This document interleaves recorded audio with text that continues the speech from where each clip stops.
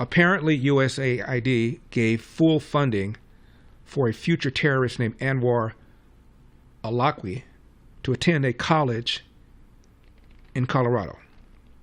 He lied and said he was born in Yemen, when in fact he was born here. Fox News has reported this. Later on, he became a high-level al-Qaeda terrorist.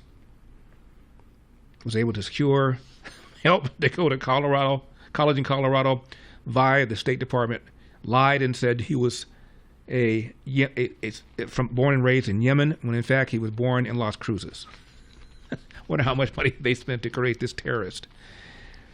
Donald Trump has ordered all 10,000 USAID employees to be fired. That order appears to be on hold, as of course they went to court to stop it. But the aid apparently has been held up, at least for a time. Much of that aid has gone to third world countries in Africa. But check out what the president of Rwanda just now said about the USAID funds ending, number 11. President Trump's unconventional ways of doing things, I completely agree with him on many things. Even though it will hurt you as Rwanda, which depends on some US aid to fund your healthcare and development. I think from being hurt, we might learn some lessons to to do things we don't do that we should be doing. This is why I'm saying, yeah, this aid thing, which I've never been a friend of it, much as I've been a beneficiary of it. We might learn some lessons. We shouldn't be doing things that we are doing. I might be able to learn some lessons, he says. Never been really a big fan of getting the aid. This is the president of Rwanda. Here is the former president of Kenya, number 59. People the other day crying, oh, I don't know, Trump has removed money. He said he's not giving us any more money. Watu wanalia. Why are you crying? It's not your government, it's not your country.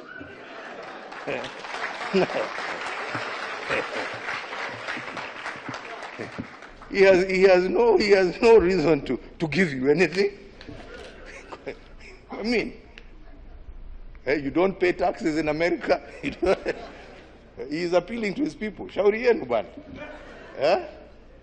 This is a wake-up call for you to say, okay, what are we going to do to help ourselves?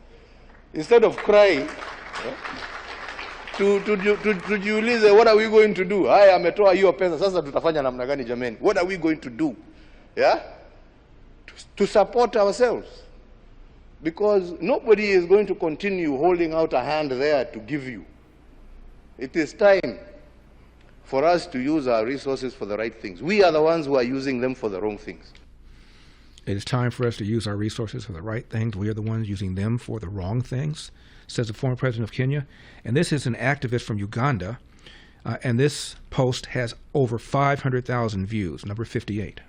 We have depended on USAID for over 60 years, and the moment the owners of the money say, let's take a 90-day pause so that I audit where my money is going, suddenly the whole country goes into a frenzy. And this should be a moment of reflection for Uganda and the African continent in general. We have been asking for a very long time to be liberated from colonialism, neo-colonialism, and now that the opportunity presents itself, for some reason, we are complaining. Because let's get something straight. Often the money given to us in foreign aid is lost to corruption, misuse, depleted and overrated salaries to particular individuals, or sometimes we lose billions of money that are unaccounted for. So it only makes sense that the donor is asking for an edit, and if that means pausing the amount of money coming in, they should. And I do understand the implications of this pause because so many heavily funded healthcare projects run on USAID, but that should be a moment of reflection. This is just a 90-day pause. What would happen if the United States just said, we're not giving you money anymore? And within their rights, they can't do that because it is their money. It's high time Uganda and the African continent got themselves together and actually started looking for systems that are sustainable and not always depend on foreign aid, because we are struggling with debt. On top of that, we have constant aid, which doesn't necessarily help us to have a more independent system. Instead of writing paragraphs of why this is a bad move, we should essentially realize that, oh, we are actually in a bad situation and we cannot always depend on aid because it can go any day. African nations should wake up. Uganda should wake up because this is not even funny. Wow. Wow. We come back. I'll give you another example of black racism. The governor of Iowa, whom I met, very talented governor, who's done some great things with that state, including enacting statewide school choice and lowering taxes.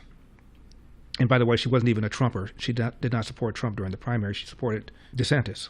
She testified, Republicans brought her to Congress to testify about the model of governance of her state. Limited government, low taxes, school choice.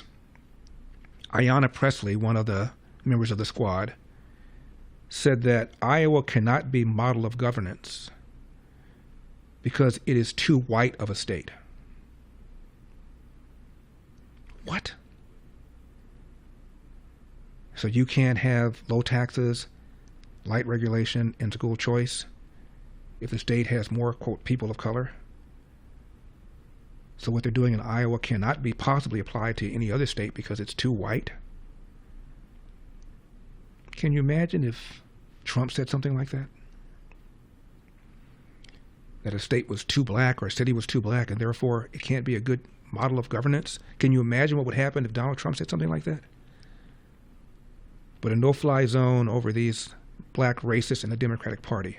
Thanks for watching these clips from The Larry Elder Show. If you enjoyed this content, be sure to subscribe to my channel and hit the bell icon so you never miss a moment. More thought-provoking discussions are just a click away, so stay tuned, and we'll see you in the next one.